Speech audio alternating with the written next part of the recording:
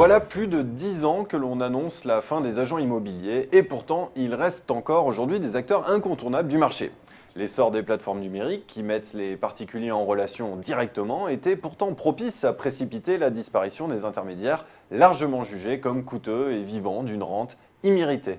Alors pourquoi ont-ils résisté? Bonjour David Targy. Bonjour. Vous êtes directeur d'études Xerfi Precepta. Alors ces plateformes numériques, à défaut d'avoir fait disparaître les agents immobiliers, pardonnez-moi, est-ce qu'elles les ont affaiblis?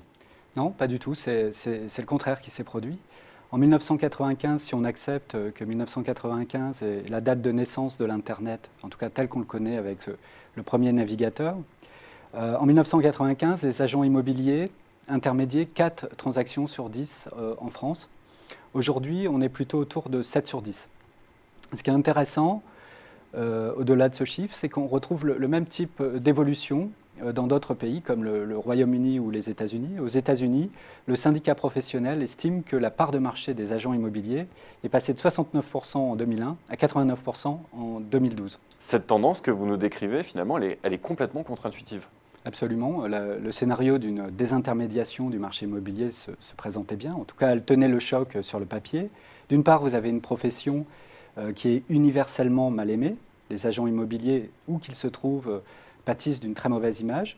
Et puis, de l'avis de tous, les agents immobiliers surpondèrent de manière excessive les coûts de transaction immobiliers. Donc, il paraissait juste, probable, voire même souhaitable, que les réseaux de particulier à particulier prennent un nouvel essor. Et ils avaient l'occasion de le faire avec l'Internet. Alors justement, David Targy, pourquoi est-ce qu'Internet n'a pas favorisé le gré à gré comme on pourrait s'y attendre? Pourquoi est-ce que les agents immobiliers sont aujourd'hui incontournables, plus incontournables que jamais, alors que l'information circule librement et que l'acheteur est à portée de clic pour le vendeur? Je pense que ceux qui ont fait le pronostic de disparition des agents immobiliers se sont arrêtés que sur une seule des fonctions essentielles des agents immobiliers, qui est de mettre en relation des acheteurs et des vendeurs. Effectivement, cela, une plateforme électronique peut le faire tout aussi bien, voire plus efficacement. Et seulement, les agents immobiliers ont 2 autres fonctions essentielles qui les rendent incontournables. La première, c'est d'être des tiers de confiance. Les agents immobiliers produisent de la confiance autour de l'échange. Ils réduisent la situation d'asymétrie d'information qui existe entre l'acheteur et le vendeur. Ils préviennent les risques d'opportunisme. On voit aujourd'hui que des plateformes en C2C comme leboncoin.fr ou encore Airbnb sont confrontées à des problématiques de fausses annonces et d'escroquerie. Il n'y a rien de tel avec des agents immobiliers. Les annonces sont réelles. Les acheteurs qui se présentent sont triés sur le volet.